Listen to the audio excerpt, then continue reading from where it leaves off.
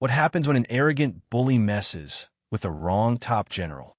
At a Braxton Base party, Lieutenant Wyatt Miller loudly insults Franklin Cooper, throws his daughter's toy, and orders him to clean the hall. The solemn Hall of Honor suddenly becomes a stage that exposes corrupt military privilege. Franklin, a hidden lieutenant general, quietly watches to find real evidence for a major upcoming reform. To destroy Commander Fletcher's group, he must overcome fake reports and hidden hostility. How will this mission to expose them end at exactly 5 p.m.? That kind of pride always comes from somewhere. It comes from a base where power gets handed out like candy. It comes from men who forget that rank is not the same as worth. To understand why Franklin Cooper stayed so calm that night, you have to go back 3 days. You have to go back to a small kitchen in Savannah, Georgia. The clock on the stove read 6:17 in the morning. Franklin Cooper stood at the counter in a faded navy jacket. He held a spatula in one hand and a hairbrush in the other. Eggs popped and hissed in the pan behind him. The edges had already turned dark brown. Outside the window, a garbage truck groaned down Pine Street, brakes squealing at the corner. "Bird nest or ponytail today, baby girl?" he asked. Amara sat on a wooden stool, swinging her feet. She was 6 years old, missing one front tooth. "Ponytail," she said. "Miss Reyes likes it neat." Franklin's fingers were steady, with a rifle, but clumsy with a hair tie. He tried 3 times before the ponytail sat straight.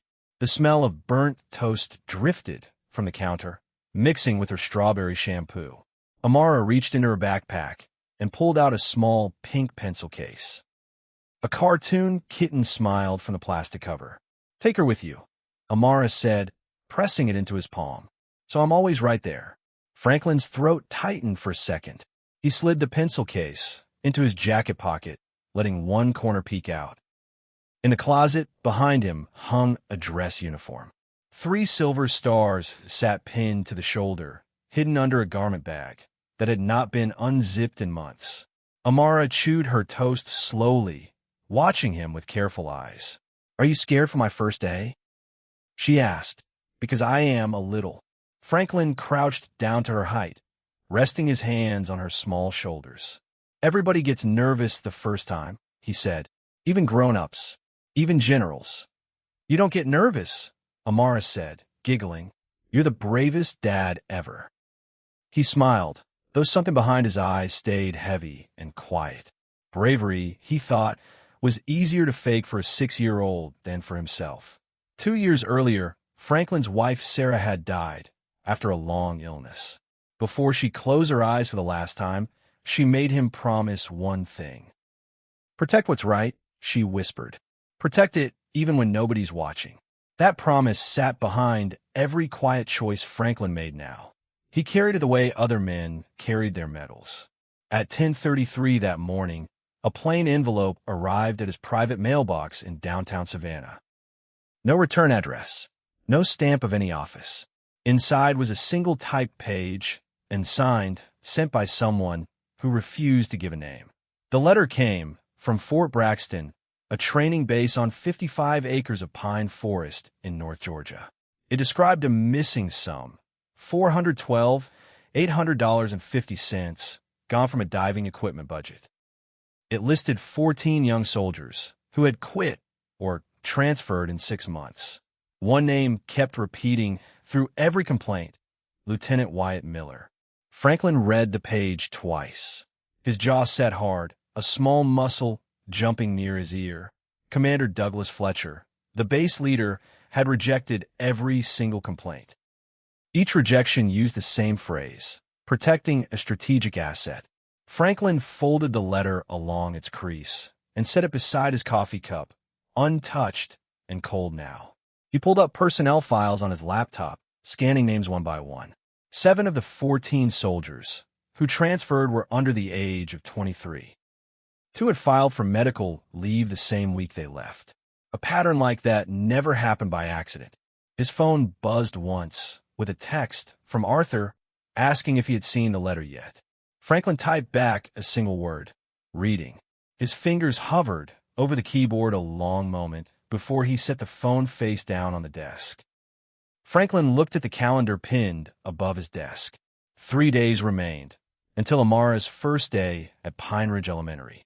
He had promised to walk her through the gate himself. If he left now, he might break that promise the way he had broken so many during his years overseas. He almost picked up the phone to hand the case to a junior inspector instead. His finger hovered over the number. The office clock ticked in the silence, each second stretching a little longer. Then he set the phone down without dialing. Franklin walked to the window and watched the school bus pass on the street below. He thought about all the years he had missed with Amara, chasing missions on the other side of the world. A father owed his daughter more than an empty seat at breakfast, but a father also owed her a world worth growing up in. He picked up the letter again, reading the 14 names one more time. Somewhere out there, 14 young soldiers had nobody standing behind them. That thought settled heavier in his chest than any deadline ever could. At 11:47, Franklin drove to Augusta National Cemetery to visit Sarah's grave. Pine needles crunched under his boots on the gravel path. The air smelled of cut grass and old stone. A crow called somewhere far off, then went silent. Franklin knelt and brushed a few fallen leaves from the headstone with his bare hand. An old man stood near the headstone, leaning on a cane carved from dark wood. Retired Colonel Arthur Pendleton, Sarah's father, had scars from Mogadishu running along his forearm. He noticed the pink pencil case peeking from Franklin's pocket. Still carrying her around, Arthur said, nodding at the little kitten face. Every day, Franklin answered quietly. Arthur's hand landed on his shoulder, heavy and steady. You hiding from the world to keep Amara safe? If you don't clean out men who crush the weak, one day it'll be her they crush. A general silence is the same thing as agreement. The words hit something in Franklin's chest. His hands curled slowly at his sides, knuckles pressing white against his skin. I don't want to break another promise to her, Franklin said quietly. Arthur shook his head slowly. The promise that matters most is the one you made to Sarah. Keep that one, and the rest falls into place. Franklin looked down at Sarah's name carved into the stone. A soft breeze moved through the pines, carrying the smell of fresh-cut grass across the cemetery. He drove home an hour later, with his decision already made. He knelt beside Amara's bed, kissed her forehead, while she slept, and left her with Arthur that same night. Would a quiet man in a plain jacket really be enough to bring down a whole base? Franklin thought so. He just needed 3 days and a little luck. At 2:15 the next afternoon, Franklin walked through the front gate of Fort Braxton. He wore no uniform, carried no escort, just his old Navy jacket. His paperwork named him Dr. Franklin Cooper, a mental health consultant sent to review troop morale. Inside, laughter echoed off concrete walls. Fluorescent lights buzzed overhead in an uneven rhythm. Diesel fumes drifted from a line of parked trucks near the gate. Franklin's shoes squeaked once on the polished floor, and 3 heads turned to stare, then quickly looked away. A guard at the front desk barely glanced at his badge before waving him through. Franklin walked the long hallway slowly, taking in every detail. Trophy cases lined one wall, filled with medals and unit photographs going back decades. He noted which names appeared again and again near the top. He found an ally within the hour. Corporal Marcus Vance was 22, with tired eyes and faint bruises circling both wrists. His voice shook when Franklin asked simple questions about training routines. He kept glancing over his shoulder as if someone might be listening. Guys who don't pay Miller his cut, Vance whispered, or who report him get called weak. Then they run drills until they collapse. How many have quit because of this? Franklin asked, keeping his voice low and even. Vance swallowed hard. More than I can count anymore, sir. I mean, doctor. Franklin glanced at the bruises on Vance's wrist, faint yellow rings under the skin. Who did that to you? Vance's eyes darted toward the door. Rope drills. Miller ties us up if we're too slow on the obstacle course. Says it builds discipline. "That's not discipline," Franklin said. "That's cruelty wearing a uniform." Vance said nothing, but his shoulders loosened just slightly, as if someone had finally said the truth out loud. He glanced down the hallway one more time, then leaned closer. "There's a server room under the water dome," he whispered. "Miller keeps his real training logs locked in there. Nobody goes in without a say-so." Franklin nodded slowly, filing the detail away. "Can you get me inside?" Vance hesitated, fear flickering across his face, before something steadier replaced it. "Late at night, maybe, if we're careful." At 3:10, Franklin walked past the sniper range. Gunpowder hung thick in the warm afternoon air. Wyatt Miller stood at the firing line, soaking up applause from a crowd of junior officers. He had just landed an impossible shot at 2,000 yards. Commander Fletcher stood nearby, arms crossed, chest puffed with pride. "Around here," Fletcher announced loudly, "results are the only law. Paper pushers don't get a vote." The crowd laughed and clapped Miller on the back, boots scraping against dry gravel. A stack of spent shell casings glinted in the sun near the firing line, each one catching the light like a tiny gold coin. Franklin said nothing. He wrote 3 lines in a small notebook and slipped it back into his pocket. Miller glanced his way once, eyes narrowing with open contempt. "Something you want to say, Doctor?" Miller called out, loud enough for the whole crowd to hear. "Just observing," Franklin answered evenly. "That's the job." Miller smirked and turned back to his rifle, dismissing him like a fly he had already swatted away. Something about that shot bothered Franklin all afternoon. No wind that still, no scope that perfect, felt entirely natural to him. He had seen enough real marksmen to know the difference between skill and theater. By 1:30 the following morning, Franklin needed hard proof. Vance led him, through a side door, into the underwater simulation dome, down into a data storage room beneath the floor. Cold air pressed against Franklin's skin. Pipes dripped somewhere in the dark, a slow and steady rhythm. The room smelled of machine oil and standing water. A flashlight beam suddenly swept across the hallway outside. Miller's own patrol was making rounds, boots thudding closer with every second. Franklin dropped into a pressure test tank filled with icy water, holding his breath for 3 long minutes. His lungs burned. His heart thudded against his ribs like a fist on a door. Cold water pressed into his ears, muffling every sound above the surface. Through the metal, he heard Miller bragging about his medal nomination, calling the record shot a perfect performance. One of the patrol soldiers laughed and asked how it felt to be a legend already. Franklin held perfectly still, counting his own heartbeat to keep from shaking. The footsteps finally faded down the corridor, boots echoing softer with each step. Franklin climbed out of the tank, water streaming off his jacket onto the concrete floor. His fingers found the data drive port in the dark. He copied the raw telemetry files onto a small hidden USB stick, his hands trembling from the cold. Back in his borrowed office, Franklin studied the files by lamplight. His stomach dropped. The 2,000-yard shot was not real. A drone-guided, automated rig, locked to still air, had fired the shot itself. Miller had simply stood beside it and claimed the glory. Fletcher had signed off on the medal without checking a single number, his signature scrawled across the page in careless ink. Franklin leaned back in his chair, rubbing his eyes. A fake hero, a commander who never bothered to read what he signed. This was bigger than he had first thought. He cross-checked the telemetry timestamps against the maintenance logs, line by line, until the pattern became undeniable. The automated rig had fired at 3:07 that afternoon, for full seconds before Miller ever touched the trigger. Somebody on the tech crew had helped stage the whole performance.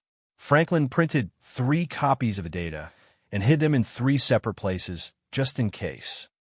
A man who trusted only one hiding spot deserved to lose everything he was protecting. Outside his window, the base had gone dark except for a few security lights humming along the fence line. At 3:30 that afternoon, disaster struck. Miller discovered that Vance had helped a stranger access restricted files. He dragged Vance behind the heavy equipment shed, two other soldiers gripping his arms. Vance's boots scraped against the gravel, kicking up a thin cloud of dust. Franklin arrived just as the first punch landed. He stepped between them, taking the blow across his own ribs. Air left his lungs in a sharp gasp. Miller shoved him down into the dirt, sneering, calling him a coward doctor who should mind his business. The taste of blood spread across Franklin's tongue, where he had bitten his cheek. Franklin stayed on the ground a moment longer than he needed to. His eyes tracked every face around him, memorizing each one for later. Pain throbbed along his side, but his breathing stayed slow and controlled. He carried Vance to the base clinic himself, trusting a doctor he had quietly vetted beforehand. Grateful and shaking, Vance handed Franklin a small memory card. It held secret recordings between Fletcher and Miller, discussing how they split the missing diving fund. "Why help me?" Vance asked, voice cracking. "You don't even know me." "Somebody has to," Franklin said simply. "That's the whole job." Vance looked down at the recorder in Franklin's hand. "You get killed for this. Miller doesn't play by any rules." "Neither do I," Franklin said, "when it comes to protecting people who can't protect themselves." The clinic lights buzzed overhead, steady and white. Franklin tucked the memory card deep into his jacket next to the pink pencil case. Two small objects now carried the same weight of a promise. A nurse passed by with a tray of bandages, glancing at Vance's bruised ribs without asking questions. Franklin thanked her quietly and stepped out into the hallway. Somewhere beyond these walls, Fletcher and Miller were still celebrating, unaware their whole world was about to collapse. Franklin now held 3 separate weapons: proof of a faked medal, proof of an assault, and proof of stolen government money. Each piece alone was damaging. Together, they were unstoppable. But could he even get this evidence off the base in time? Fletcher noticed the server breach first. He ordered a full lockdown of Fort Braxton at exactly 4 o'clock that afternoon, calling an emergency security drill. Steel gates rolled shut with a heavy metallic groan. No one could enter or leave the base grounds. Franklin watched from a window as guards moved briskly across the yard, radios crackling with short, tense orders. His own phone buzzed once, a single message from his federal contact. Military police were 40 minutes out, moving quietly along the county road. 40 minutes felt like an eternity, with Fletcher already suspicious of the quiet doctor asking too many questions. Franklin checked the memory card and USB drive were both secure inside his jacket. His hand stayed steady, though his heart beat a little faster than usual. He thought of Amara waiting for him at home, and of the 14 names on that first letter. Every one of them deserved a base that protected them instead of punishing them. He straightened his collar and walked toward the sound of laughter drifting from down the hall. Franklin was trapped. Federal military police were already moving toward the base, summoned hours earlier, through his private channel. He needed to survive one final hour without Fletcher arresting him first. That hour would unfold inside the Hall of Honor, where the unit's award party had already begun. Franklin stepped into the party at 4:30, standing quietly near the back wall. He still wore the same navy jacket, the pink pencil case tucked in its pocket. Officers laughed around him, drinks in hand, medals gleaming under warm lights. Someone had propped open a side window, letting in the smell of fresh, cut pine from outside. Miller spotted him almost instantly. A man standing alone, dressed plainly, with something soft and pink poking from his coat, looked like easy prey.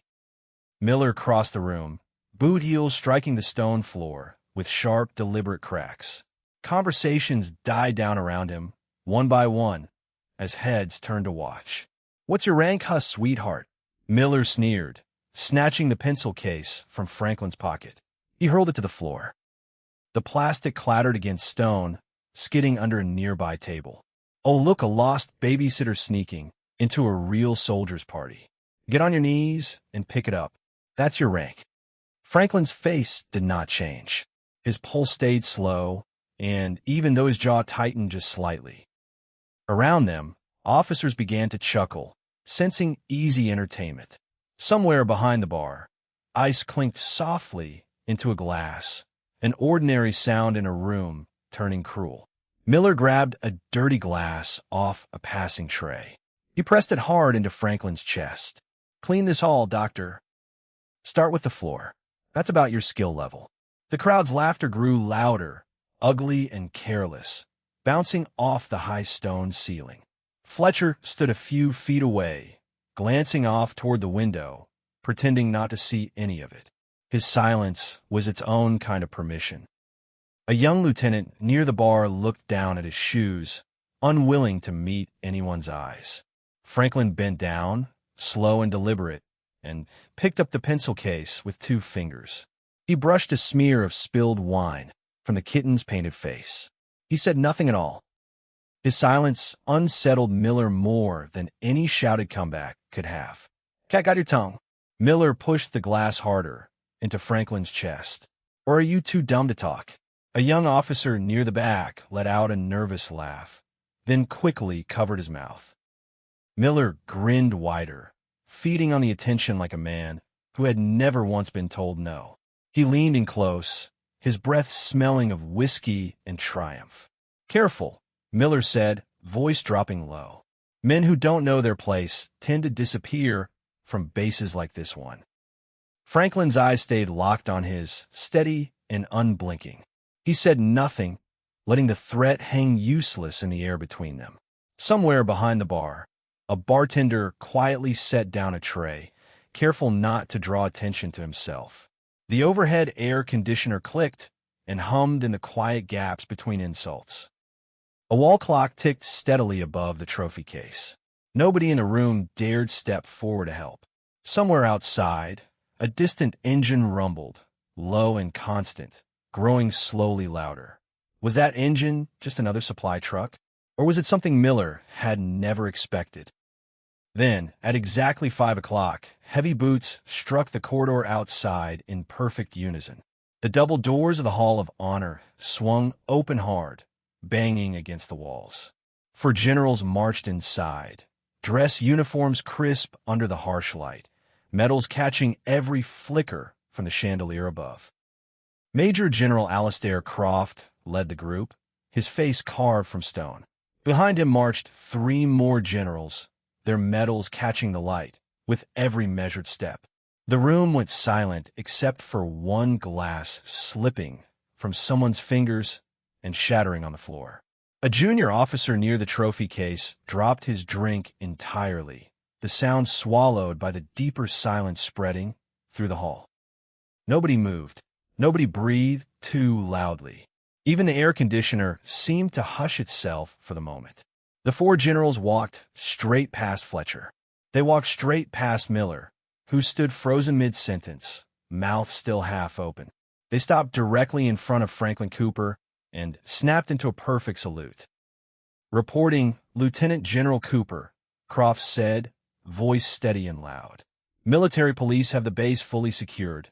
Sir, per your orders." Every sound in the room seemed to stop at once. Miller's glass hit the floor and burst into pieces. His mouth opened, but no words came out. Fletcher's knees buckled slightly, one hand grabbing the back of a chair to keep himself upright. Franklin unbuttoned his plain navy jacket, letting it fall open. A titanium identification badge hung against his chest, engraved with 3 silver stars. He was the Inspector General of the United States Army, the highest watchdog in the entire force.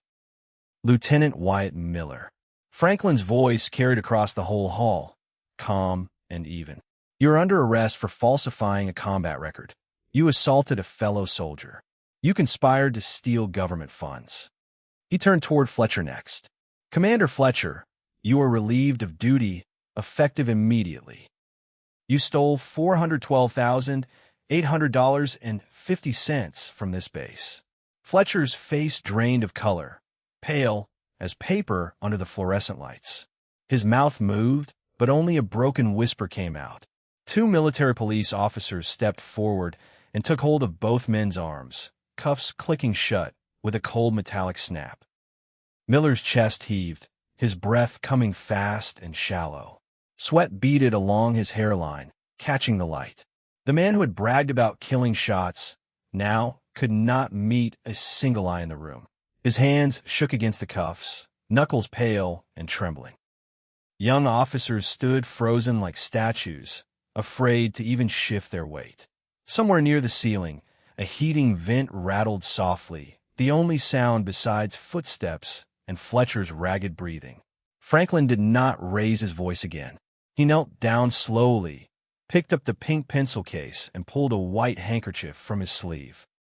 He wiped the last drop of wine from the kitten's smiling face with careful, gentle strokes, as if nothing else in the room mattered.